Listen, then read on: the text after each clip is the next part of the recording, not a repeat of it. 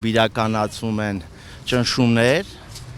ապօրինի կերպով ուրեմն ձերբակալվել է կուսակցության գլխավոր քարտուղար Խաչիկ Գալստյանը, ինչպես նաև Էջմիածնի տարածքային կառույցի պատասխանատու Արամ Քոչարյանը։ Մենք հրավիրում ենք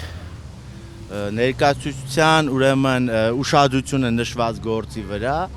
որպեսզի նաև հանրությունը ավելի շատ տեղեկություն ունենա, թե ինչա կատարում։ Իրականում գիտեք ինչ, միջև բուն նյութին հասնելը ես մի հարցի շուրջ ուզում եմ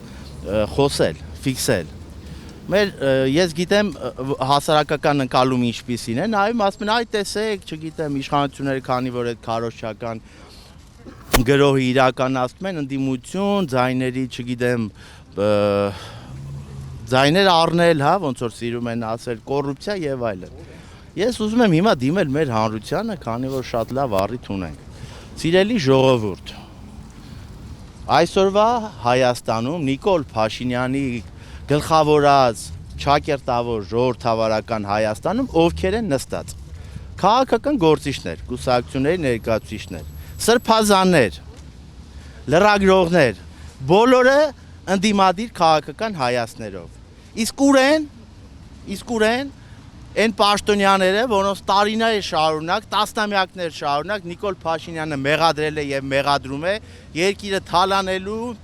կոռուպցիայի ու այլ ամեն ինչի մեջ։ Այդ մարդիկ ազատության մեջ են բիզնես են անում, ժամանակ առ ժամանակ այցելում են դատարաններ, ժամանակ առ ժամանակ տեսնում ենք, չգիտեմ, մեկից մի հատ բրենդային կոստյումի գումար են բռնագանձում, մյուսից մի հատ հողակտոր ու իրանց համար իրանց կյանքը վայելում են, իսկ այն մարդիկ, ովքեր ունեն հստակ քաղաքական դիրքորոշում սկզբունքներ, ենթարկվում են քաղաքական ճնշումների։ Պարոն Հարությունյան, կոնկրետ Հայրենիք կուսակցությունը այս փուլում ինչով է անհանգստացում Նիկոլ Փաշինյանին, եթե հաշվի առնենք, որ դեկտեմբերի 30-ին 2 հոգի կալանավորվեց, մեկը 2 ամսով պարոն Գալստյանը եւ 1 ամսով Արամ Քոչարյանը։ Հայրենիք կուսակցությունը Նիկոլ Փաշինյանին անհանգստացնում է ոչ միայն այս փուլում, այլ ստեղծման օրվանից ի վեր։ Եթե նայում ենք մեր կուսակցության գործունեությունը, իսկ դա բոլորի համար հասանելի է, տարիներ շարունակ փողոցային պայքարի, բոլոր հնարավոր քաղաքական միջոցներով պայքարել ու շարունակում ենք պայքարել այս իշխանության դեմ, միջև տեղի կունենա սպասված իշխանափոխությունը։ Հետևաբար, հիմա քանի որ սպասում են նաև ընտրություններն ընդառաջ, ճնշումները մեծանում են, գործ սարքելու պրակտիկան ավելանում է։ Տեսեք, ամենամեծ աբսուրդը, գիտեք ինչու՞մ է կայանում։ Ես մամուլից տեղեկանում եմ, որ այս գործով 13 թե 23 ձերբակալված կա։ Ընդամենը 2 հոգին են Հայրենիք կուսակցության ներկայացուցիչ։ Բայց նայում ես մի մեծ վերնագրեր, հայտարարություններ, ովքեր են այդ մարդիկ։ Ինչ կապ ունեն մեր հետ։ Ոնց կարան նույն գործով անցնել։ Հիմա այսօրվա ակցիայի նպատակը որն է եւ ինչ ակնկալիք ունեք մի գրասենյակից, որը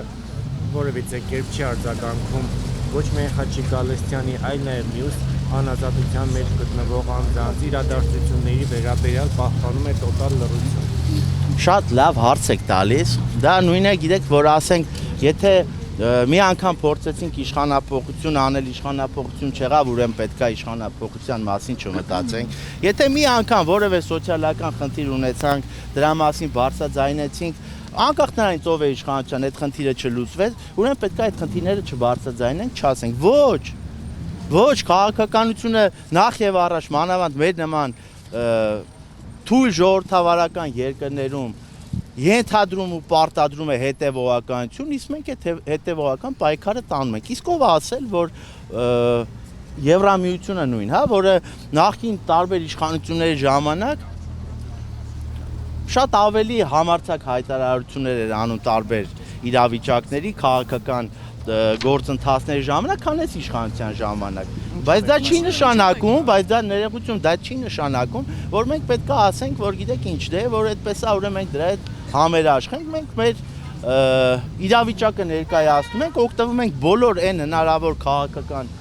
միջոցներից, գործիքներից, որպեսզի հասնենք հաջողության։ Մենք նաև գիտենք, ես ինքս նաև գիտեմ, որ տարբեր անձնական զրույցների ժամանակ նույն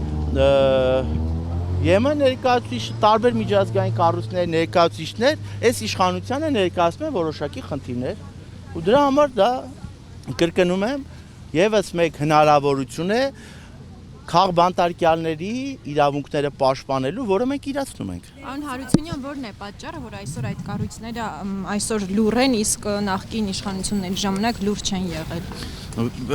Շատ բարձ պատճառ կա իրականում, բոլորի համար տեսանելի։ Ունենք իշխանություն, որը տարբեր միջազգային կենտրոնների հաջողանալու համար Հայաստանի հաշվին գնում է զիջումների։ Հետևաբար, գիտեք ինչ, ես հեռու եմ այն մտքից, որ ասում ենք, այ տեսեք, երբ որ ասում ենք ժողովրդավարություն, բացարձակ ժողովրդավարություն է, որևէ երկրում, որևէ միջազգային կառույց, հա, առաջնորդվում է բացարձակ ժողովրդավարական կանոններով։ Իհարկե կան երկակի ստանդարտներ, բայց նաև կա սեփական դեմքը փրկելու խնդիր, իսկ այս դեպքում, քանի որ Եվրոպան համարվում է ժողովրդավարության այսպես կենտրոնը, հա, համաշխարհային կենտրոնը, իրենց դեմքը փրկելու խնդիր ունեն, հետևաբար պետք է քայլեր իրականացնել, որ իրանց դեմքը բաստիոնը Հայաստանը չէ։ ժողովրդավարության բաստիոնը Հայաստանն էր միայն այս իշխանության հռչակումների մակարդակում, իսկ փաստը այն է, կրկնում եմ, ես խոսում եմ միայն փաստի մասին, որովհետեւ այ չասեն,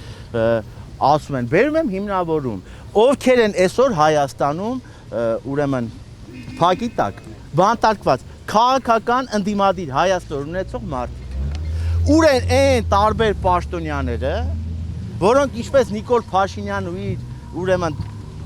քաղաքացիական պայմանագիրներ պնդում, երկիրը թալանել են, միլիարդատեր են, չգիտեմ, սպանել են, գողացել են։ Ուր են? Այդ մարդիկ շարունակում են բիզնես անել, հանգիստ ապրել, իսկ մեր նման մարդիկ, գիտեք ինչ, Խաչի Գալստյանը, պրոֆեսոր Խաչի Գալստյանը, դասախոս։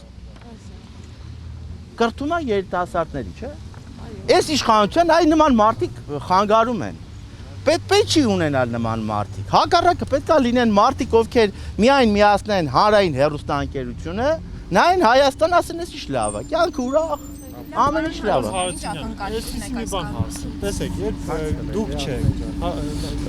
Ես արդեն նշեցի, որ մենք օգտվում ենք այն հնարավորությունից, որը կա, քաղաքական հնարավորությունը ու ակնկալում ենք Եվրամիության կողմից որոշակի քայլեր։